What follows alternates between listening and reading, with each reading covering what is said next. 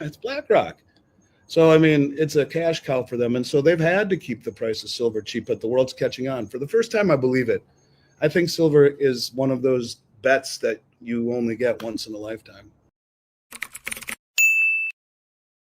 This is why I think it's happening. Now, these slides are a year old, and I've showed this. A lot of people have seen this, but maybe you haven't. This is Senate Subcommittee Hearing S.2768. If you Google it, you'll see it's 1942. But if you read the first paragraph, the present consumption of silver for war purposes at the rate of about 100 million ounces a year and is growing rapidly. According to the War Production Board, it's only a matter of months before war demands will have increased sufficiently to require at least 200 million ounces a year. And so silver in military applications has been a truism for a very long time. And I have told the story of giving the speech in Vancouver where I talked about 500 ounces in the Tomahawk missile, and a guy came up to me after and said, I work for the DOD, and you may be right. In fact, I helped design that missile, but I don't think there's that much. And a year later, he came back when I was at Vancouver Resource again. This was a year ago. And he said, you know, you're right. I'll be damned. There's about 13 to 14 kilograms in the Tomahawk and all of these high-tech weapons. So I think it's really not a debate that there's silver in these advanced weapon systems. So if you look at the Silver Institute numbers, if you can see that, hopefully you can, you'll notice the demand numbers. There's nothing in here that talks about military, and we have a 265 million ounce shortfall that year.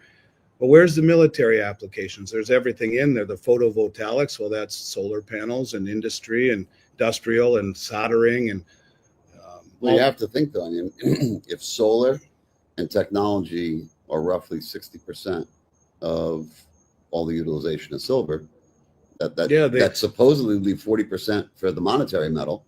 But where does the military come in? Well, they were also saying this new solid state battery by Samsung, which is due out in 27, could take as much as 60% of the silver. Correct. So this is a snapshot last year. I mean, it's very similar to this right now, I would assume, on COMEX, the short position, where you have the red line represents the biggest four banks on COMEX that are short, commercial banks, and the green line are those four plus another four. So it's the top 8 largest positions on COMEX. You have a massive concentrated short position in silver. Western banks. Now, why the hell would 8 banks have that kind of a short position? Look at crude oil way down here, you know, and why would they do that? Look at cocoa. I mean, all these things.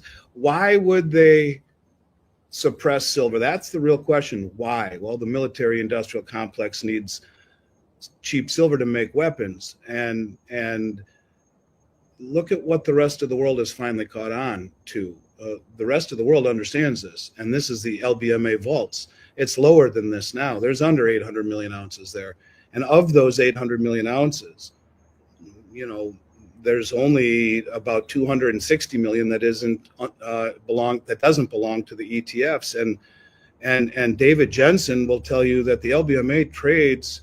This is what Keith Neumeyer had a question about. David Jensen has said it multiple times that the LBMA has all but admitted to the fact that they trade up to 10 times their final settlement numbers, that they say they trade 290 million ounces a day, which would be the entire float or more than the entire float at 260.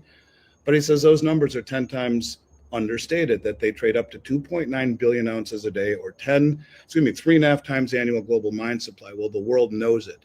And they suppress the price of silver, the Western banks have, to make weapons to enrich the military industrial complex. But this is what China and Russia and India and Saudi Arabia and all of these countries are doing.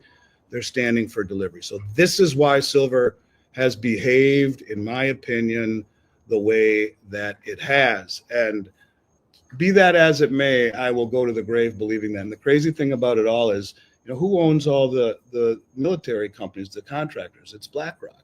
You know, all of the companies that produce and make the weapons. BlackRock is you know, daddy, and then they make the weapons, and then they blow up places like the Ukraine. And who gets the reconstruction contracts? It's BlackRock.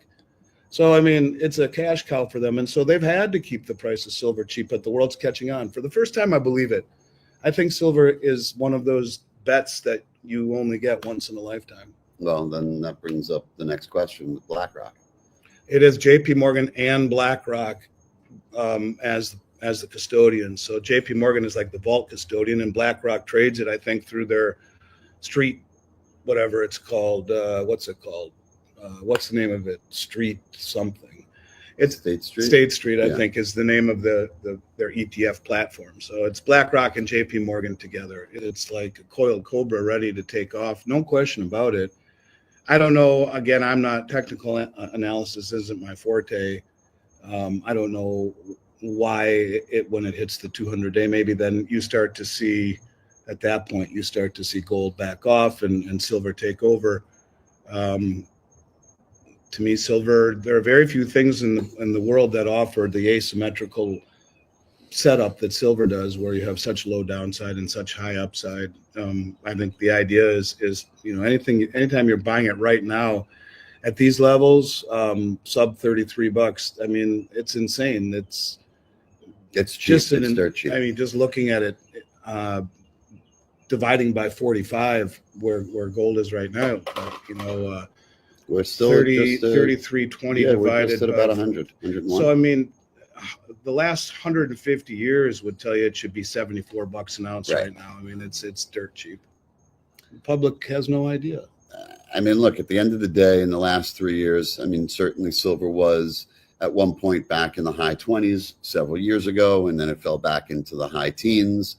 Late 22, you were able to get into silver probably in the $17, $18, $19 range. From 18, 19 till now, it's done considerably well. It's a 14-point move. It's still almost a 70 some odd % return on your money. Is that it for it? No, I think that silver has, as Andy was talking about, just playing the ratio with history, it should be $75. That doesn't even take into account inflation adjustment. If you put inflation adjustment into it, we should probably be north of 125. You're seeing the LBMA be bled dry and go from T+1 to T+8, which is basically 8 weeks, which is basically a default. And they say it's a shortage of trucks and manpower. You're seeing massive inflows, about 80+ million ounces of silver delivered into COMEX, the largest ever here in the March contract. And silver, 45% of the LBMA float delivered over the last 100 days or so. I mean, things are getting ridiculous. And then you see PSLV, which yesterday morning, or when the market opened up, we saw, you see the number here, 1,314,107 shares traded in 1 minute. There used to be days that you wouldn't see that many shares traded, and they were all dumped onto the market, shorting the market. And the reason that they shorted PSLV is that PSLV was starting to, have so much attention. They were going to have to go into the open market and buy a whole bunch of silver, because the banks that have been suppressing the price forever may just have lost the ability to do so easily anymore, because they're not going to be able to offset these positions in London with massive unallocated positions when you have all these entities standing for delivery. People's Bank of China has added 600 tons of gold in 2024 that we know of, probably a whole lot more, not to mention what they purchased. But this heavily unallocated paper gold to physical ratio market is breaking. And when you realize HSBC, Scotiabank, JP Morgan, they depend on these derivatives and these unallocated this unallocated gold to hedge their positions. They're not going to be able to take these massive naked positions anymore, these positions that have allowed them unabated to manipulate the market. Because as I've surmised for a long time, there are entities starting with the BRICS and now the United States that are getting wise, I think, to just how important physical is in a game that's rigged. When you see Jeffrey Gundlach come out, the bond king, saying, $4,000 gold is easy and in the cards, you're beginning to see a lot of big name people understand exactly what's happening. These are cash and carry exchanges where the price setting is far more realistic instead of a futures market where it's 90% paper and 10% physical, and no one ever stood for delivery. And you and I have been talking about this, and the logarithmic decay, little by little by little by little, and then bang, are we at that point? Well, it sure feels that way when almost half of the available silver has been drained. And now they're saying it's logistics. We can't really get it over to you as fast as we would like. Demand for physical gold and silver is rising, and this is a move away from the Western markets. It's a big deal. We'll see how big it is, but yeah, I think this is something people really need to pay attention to, on top of the fact that it just continues to move higher. It seems almost every day now. Yeah, it's not as bad as it was. In gold, it was up to $84 an ounce at one point.